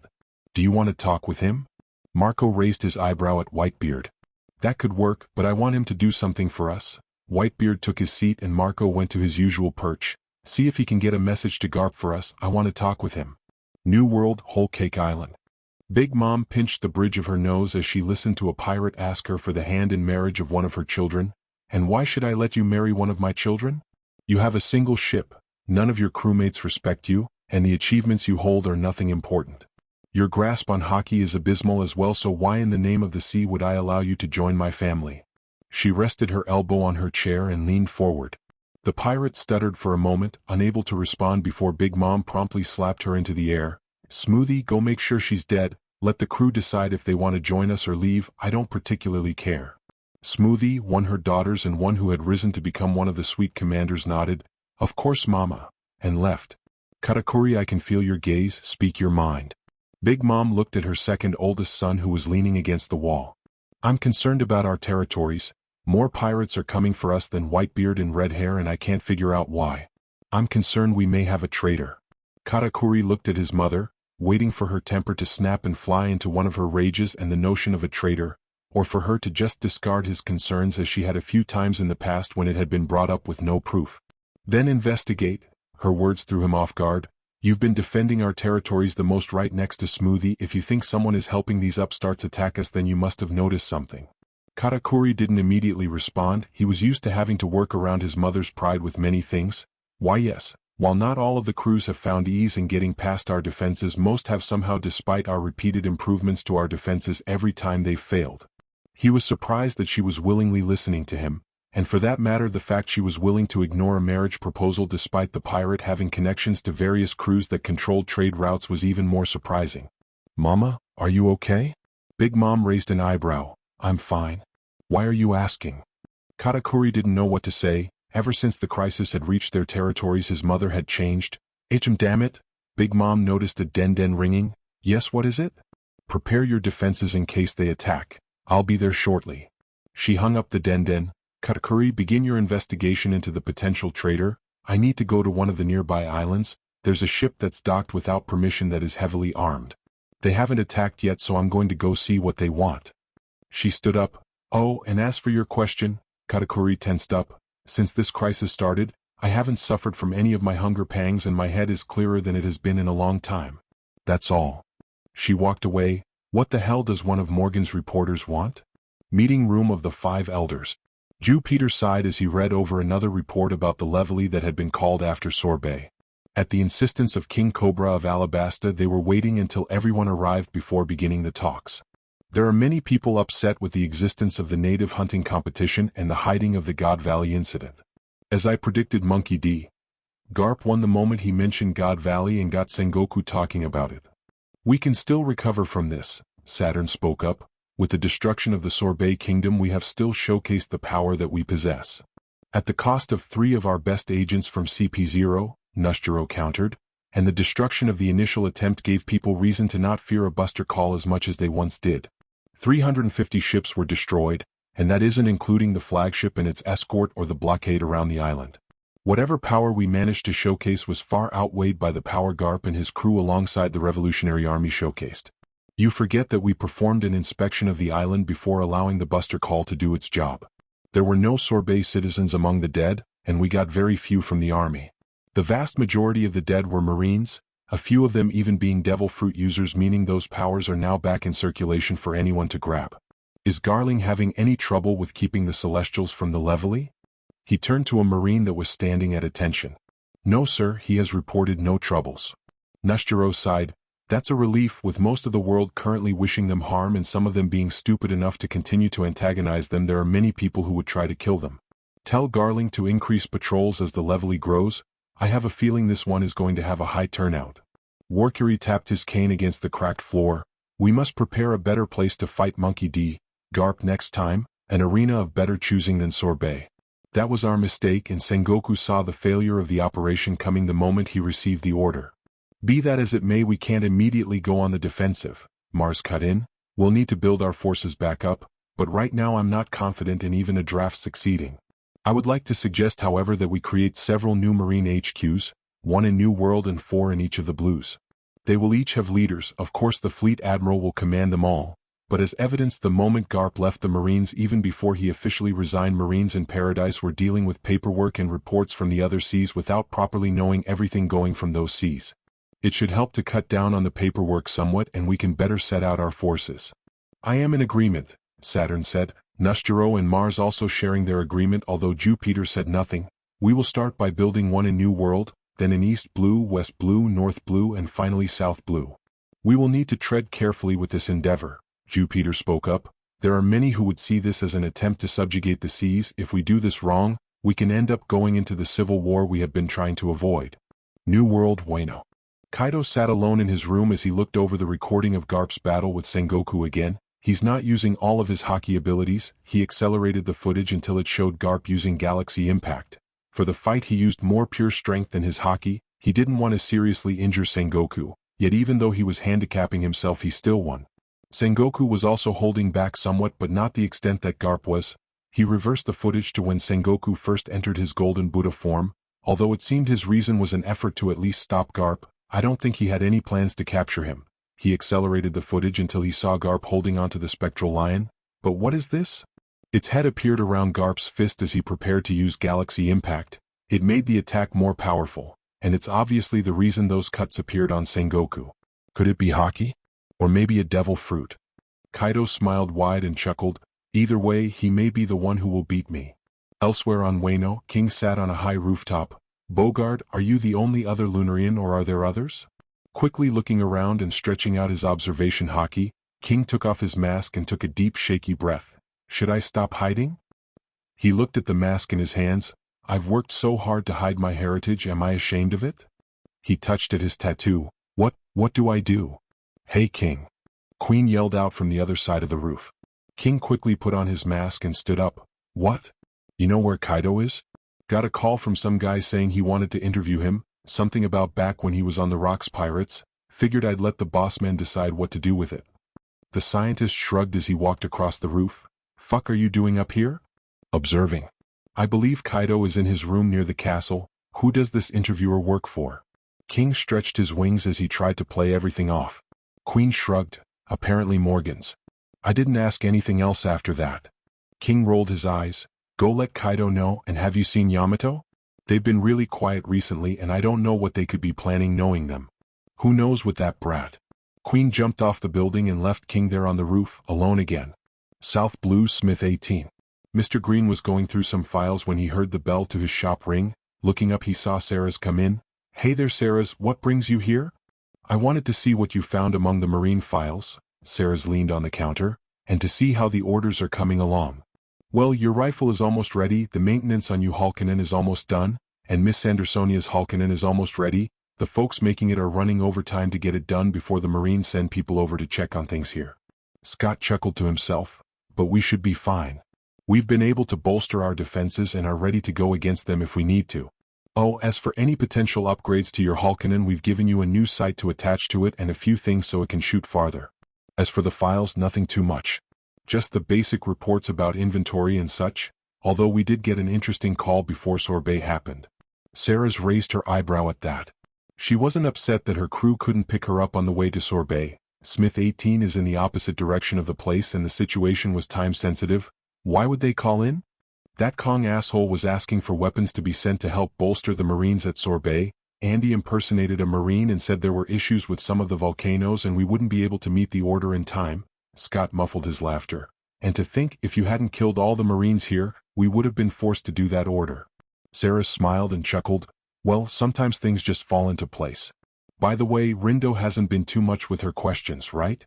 I know, she's an honest delight to have around, would love it if she could stay around. It's hard to find people willing to try out our prototypes knowing they might explode. South Blue, uninhabited island. Myhawk stepped out of the hospital tent that the army had set up and patted at his new bandages. I hope they scar. I want a reminder of the duel that I can never forget. He walked through the camp, past people who despite just losing their home was smiling, and he couldn't blame them for it. None of them had died despite the chaos that had happened at Sorbet. All of them had even been able to grab heirlooms and important family artifacts. He saw a few people in Marine clothes mingling among them, but the logos for the Marines and world government were torn off. Deserters who were done with what the Marines and world government were doing. Finally, he found who he was looking for. Bogard, how are you healing up? Bogard looked up from his bowl of soup and smiled. Myhawk, my injuries are healing just fine. I see your limp is gone. Any word? They are still considering my enlistment. Myhawk sat down beside Bogard and let out a sigh. But they are far better company than the Marines. Bogard let out a chuckle. The world is still talking about Sorbet. It's going to change everything. Bogard shook his head fondly. That's the goal. Disrupt the balance the five elders are so desperate to keep until they can't hide anything anymore. Here, Bogard handed Myhawk a piece of paper. It's my den number so we can talk. Myhawk gave Bogard a smile.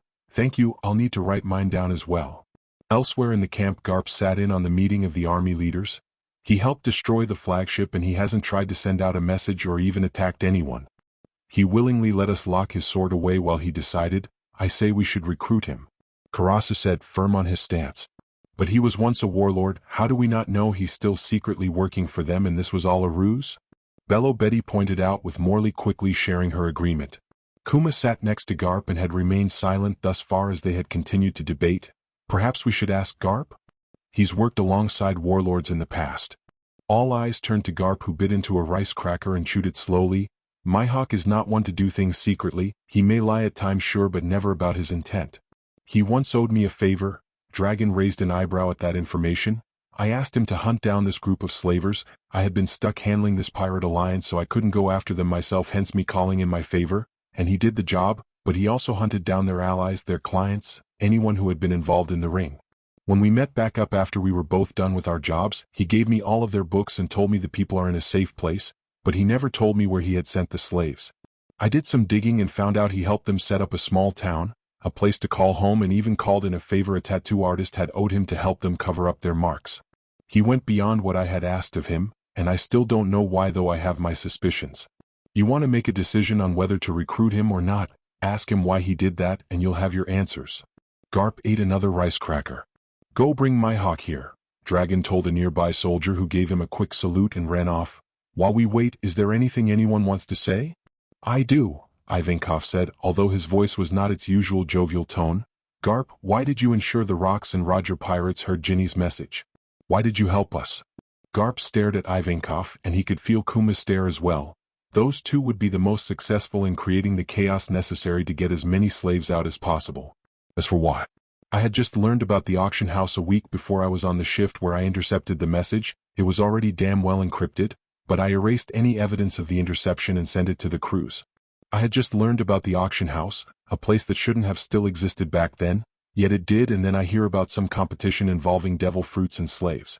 Didn't take a lot to put together that it was something fucked up, and I wanted to make sure it could never happen again.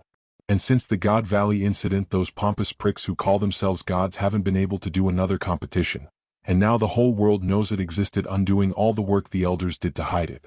Does that answer your question? It does, and thank you.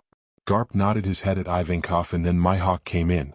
Myhawk, Dragon began, my father told us about the time he called in a favor you owed him and how you completed it. Why did you help the slaves you freed set up a village they could call home and help them hide their marks? Myhawk paused for a moment as he thought things over. I don't like those who subjugate others. Back then I had still had some hope that there was someone who could beat me, a rival who wasn't like Shanks, who didn't truly care what our duels meant to me, that being a warlord was only temporary, so back then I could still remember my ideals. It is only recently after my duel with Bogard that I remember what I once stood for. Even if I am not allowed to join the ranks of the Revolutionary Army, I will once more follow my ideals. I will never forget them again. There was silence for a moment as those who would choose if Myhawk could join thought his words over. I vote to bring Dracul Myhawk into our ranks. Bello Betty raised her hand. I vote to bring Dracul Myhawk into our ranks. Karasa said, raising his hand. I vote to bring Dracul Myhawk into our ranks. Lindbergh raised his hand. I vote to bring Dracul Myhawk into our ranks. Morley raised her hand. I vote to bring Dracul Myhawk into our ranks. Ivankov raised his hand. I vote to bring Dracul Myhawk into our ranks. Dragon raised his hand. With a unanimous vote, Dracul Myhawk, you are now a revolutionary. You may now carry your sword again, and once you are healed, we will have your first mission. Thank you. Myhawk bowed his head to them. Before I leave, I would like to offer up my personal island as a possible outpost. While the Marines may know of its location, the wildlife is fairly dangerous and the way to sail into it is rife with plenty of places to lay traps. We will consider it and be ready to share what information you have on the warlords. Dragon told Myhawk. The newly made revolutionary nodded and left the meeting area. If there is nothing else anyone wants to bring up, then we may end this meeting. When no one said anything, Dragon stood up and walked out, Garp following after him. Yumi would be proud of what you've built. How are the people from the auction house doing? We've set up places for many of them to live, the musicians have started a radio show, and the rest joined us. I've gone after 3 celestial dragons so far, killed them and freed their slaves. Garp let out a laugh. Taking after your old man, it seems. He brought Dragon in for a side hug. I'm proud of you, of the leader you've become and everything you've done. You're never this expressive. Dragon looked at his father incredulously. Dad, are you dying? I'm pretty sure I'm not dying, Garp assured his son. Not until I know Luffy is safe. Anyways, you wanted to talk to me after the meeting, what's up? Dragon walked into a secluded area and waited for a moment. Why didn't you tell me about Mom being a revolutionary? Garp didn't immediately respond. I watched the recordings of your fight with Sengoku. You even helped her. So why were you so against me becoming a revolutionary? Dragon had tears in his eyes. Why didn't you support me like you supported her? Garp looked down at his son and sighed. It's because of how she died. Dragon took a step back. I'm sorry that I dash. What? No. Garp saw Dragon's train of thought and immediately put a stop to it. You didn't kill her, okay? He scratched the back of his head. The day after you were born, I asked Tsuru to look after you while I went to have Yumi cremated. I asked the doctor in secret to find out what killed her. I was scared you might have inherited it or that you could pass it on to a kid of yours if you ever decided to have any. I had it off the records because I didn't want anyone to think I was grasping at straws. I just wanted to make sure you wouldn't have any future complications. Garp let out a deep sigh. Instead, the doctor found traces of a poison in her blood. For regular people it might induce vomiting or something, but for someone pregnant it induces labor early and kills the mother during birth. Dragon, someone found out about Yumi's real job and killed her, and I never found out who it was. I even got Seni and Tsuru's help, but still nothing. That's why I didn't tell you and why I was so against you becoming a revolutionary. I was terrified of losing you. Dragon didn't know how to properly react to all of that. Why didn't you tell me the truth? Shame, I never figured out who did it. I never solved the murder of my wife, your mother. How could I look you in the eye and tell you that? Garp still couldn't look him in the eye. Dragon surprised the both of them by rushing forward and hugging Garp. You're an idiot, Dad. Garp teared up a bit as he hugged his son back. Yeah, I kinda am. And that's it for today. I hope you enjoyed. Support the writer. Don't forget to like, sub, share and donate for more videos.